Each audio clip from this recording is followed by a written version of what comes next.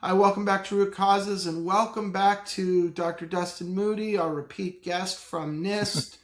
And we've been diving deep on a number of topics around the current state of the PQC effort. And today, I'd like to pick up something that you dropped a few episodes ago, Dustin, if I may, where you sort of talked about the on ramp, which is going on right now, which is trying to bring possibly another or two DSAs into the mix of approved PQC algorithms, and that's probably a few years more to go.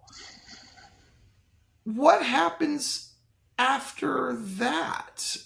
Are we going to continue to have new contests, and are we going to continue to push research on this, or what goes on next? No, I think we're done, and we can all go home and rest easy. Excellent. That's Yes, it. That's it. Math is solved. There's no more math. exactly. No, we never know what exactly is going to come next, but we do know research is going to come and things are going to change. There's going to either be new attacks that are discovered, or there's going to be new algorithms that are discovered that lead to better crypto systems, or there's going to be new innovations like a quantum computer or AI, that are going to change up the field. So, while the specifics of what comes next, after the on-ramp, that's as far as we've kind of currently got in the hopper for what's in play at the moment. We do know that we need to be prepared and to respond to that. So we very much, encourage people to, as they're making this transition to PQC, they do so with crypto agility, with that idea that there's going to be a future transition at some point, and you want to make that as easy as possible for yourself while you're doing this first transition. If we'd had that viewpoint in over the past 30 years, maybe the PQC transition would have been a little bit easier than it is going to be currently. So I don't know exactly this what one's hard. This is really hard.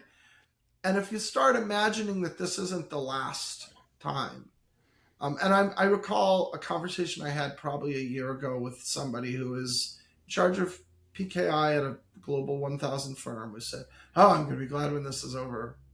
And I said, I don't think that's the way to think about it, right? Right? That this should we assume that for those of us, unless you're near the end of your career, unless you're near retirement, should we assume that this isn't the last time we're going to make a transition like this? I think it's likely that, I don't know when it will be, but I expect that, yeah, there will be another cryptographic transition. Technology will advance, computers will be faster. The parameter sets that we have for MLChem may not provide as much security as we would like, or there's an attack. So, yeah, I think it's certainly possible that in 20 years or 30 years, we'll be doing another transition. Could be sooner, could be later. Yeah, Yeah. 20 or 30 years is a long time. I was imagining it could be considerably less than that. Like, do you think these things will last for 20 years? Oh, I hope they do. You're right. It could be less. It's hard to say with any certainty. Hard to say. Yeah, no, I know. So what do we do so that the next time, let's assuming that there is a next time, or at least to your point, we have to be ready for there to be a next time. Whether or not it happens, we have to prepare as if there will be a next time. What do we do to do that preparation? How do we as an industry, as a set of technology platforms, change so that it's not so hard next time? Yeah, and this is actually a way more complex topic than I ever thought it was back when I was first hearing the term crypto agility, several years back. Um, my colleague Lily Chen at NIST has written up a very nice white paper giving this, perspective on crypto agility and some things you can do. I think we need to do a good job of paying attention to what cryptography we're using, where we're using it, what information it's protecting. Because like right now, that was one of the biggest things is when we said you need to switch to new algorithms. Well, you have to start with finding out where, and then ideally you would have already known that. It's not just the algorithms though.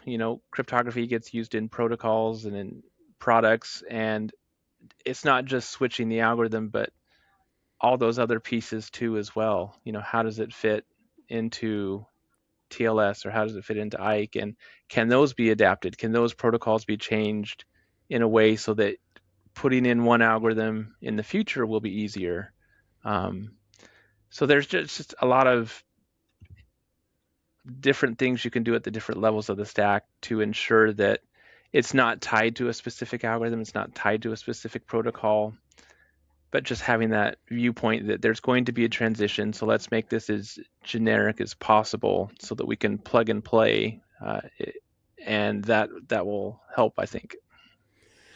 I think it's interesting, Dustin, that if we were to sit here and whiteboard the problem sets around everything you just said, I think a lot of it comes down to we all got spoiled by the longevity of RSA, 50 especially. years of RSA, good old RSA. It'll always be there for me. Yeah. And ECC has proven itself to be just awesome in every way possible. If it wasn't for quantum computers, we'd probably have ECC for a lot longer. And so that's what it came down to. And so that, I think, informs what's next in terms of how to think. And it comes down to what this podcast is all about, cryptographic agility, and just assuming that we won't have these algorithms forever for whatever reason, whether they're broken due to attacks. But I think what's even more interesting is something we've alluded to in this series of podcasts we've recorded with you, which has to do with the exciting future of perhaps algorithms superseding others, and some new ones being just so compelling that we're going to want to use them and put some of the old ideas aside. And so there's more than one reason to deprecate, perhaps. Maybe that's the wrong word, but it's, in terms of what you want to use in the future, it will change, and therefore cryptographic agility might have more than one reason. And you're touching on an interesting point there, Jason. Traditionally, we've had a very homogeneous PKI, in terms of cryptography. We've had just really a couple, signature algorithm. Not a lot. Are we imagining a world where it's much more heterogeneous and situational, and there are multiple algorithms in my toolkit, and I'm going to pull the one that I feel is best for a particular use case? Is that the future we should be looking at? It's a good question, because there's that balance of wanting the right tool for the right thing, and one tool can certainly be a lot better. Balancing that against interoperability, where if you have a number of algorithms that you've got to do, that makes it harder to interoperate. You see that like in TLS, where if you have to add 5 chems and 4 signatures, just kind of the combinatorial possibilities, it makes it really hard. So that is a balance. I do think there will be some algorithms, some PQC algorithms that are better suited for some use cases, and then there's algorithms designed just for that, and they use those algorithms. But in my view, there will still probably be some kind of general purpose ones that cover, 80%, 90% of use cases, and that's what people will tend to use. Thank you. That's actually important in terms of thinking through the future and cryptographic agility, is that we might have to think about use cases themselves having specific, very compelling algorithm changes down the road. And I just towards the end of this podcast, Dustin, I want to thank you for having a sense of humor, because we're dragging you into all kinds of things that are far beyond your remit, which is the hardest thing there is, which is actually choosing the primitives. We thank you for doing that very well. Oh, thank you. Yeah, you have to have some humor while you're doing this. So it's a fast-moving world. I'm sure somewhere along the line we're going to ask you to come back and talk about the things that have happened between now and then. But thank you so much for joining us. I think your perspective is extremely important, and it's good that our listeners have a chance to hear directly from you. Thank you very much.